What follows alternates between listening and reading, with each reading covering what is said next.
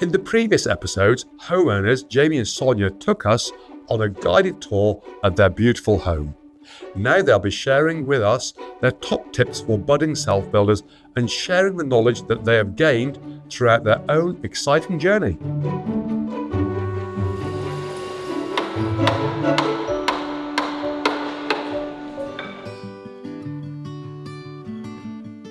We're in an interesting area here. Well, I suppose this is one of the reasons we ended up building a house, because these buildings were here as part of a small holding originally, and these buildings had been used for agricultural purposes. So were they chicken sheds? They were, yeah, there were small chicken sheds, a little piggery, potting house, and so on. We anticipated that we could get a Class Q planning consent to convert them from agriculture to residential, and we were one of the first to do that when the legislation came in, and that was all part of the plan. Here you created an income, haven't you? We have, yes, we have. yeah. But in a commercial sense, there would be an opportunity to finance against them. Everybody has the desire and dream to build their own home, but the reality is it's not absolutely straightforward. You've got to have a vision, you've got to have a strong desire to work within the structures and the laws and the regulations that are in place, with a desire to find the best fit for what you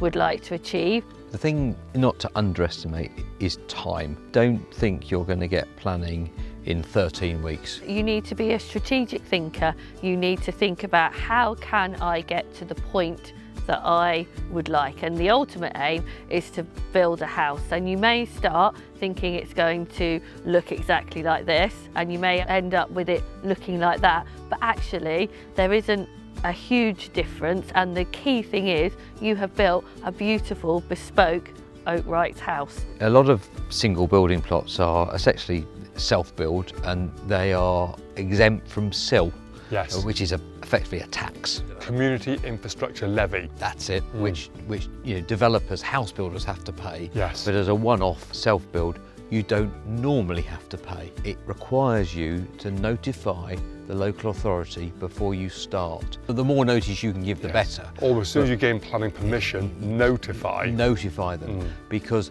if you fail to notify them, you're then in for the levy, and that is tens of thousands of pounds. Some areas it can be almost 100,000. It is, different councils. So it can be. It's a simple thing that you Yes. could make a simple mistake and end up costing you a lot of money. It's been a fantastic tour, really enjoyed it, great looking house. What would be your top tips? What would be your advice to anybody who is embarking upon the self-build journey? Finance is quite an interesting one. Our careers were at a stage where we were heavily invested in our business at the time.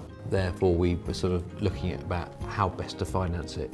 The solution for us was to sell our main residence, having bought this as a plot, and we went in to rent it for a year.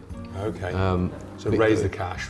I think it also allowed us to have that space between build and home life.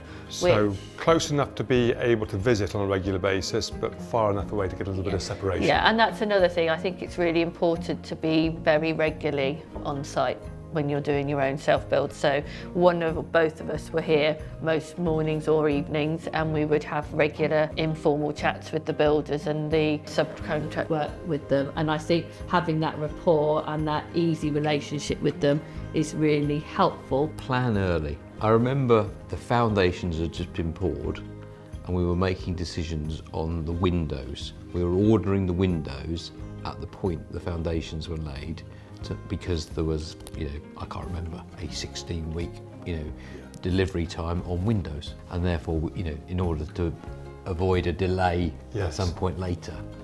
So understand what's time critical, and which decisions are the important ones to make. One last thing is, I think it's really important to know where you're going to put your Christmas tree, and you make sure that you have the plug appropriately placed, so that middle of December the tree can go up without any fuss. Yes, so most important point of all, make sure you have your plug in position for the Christmas tree.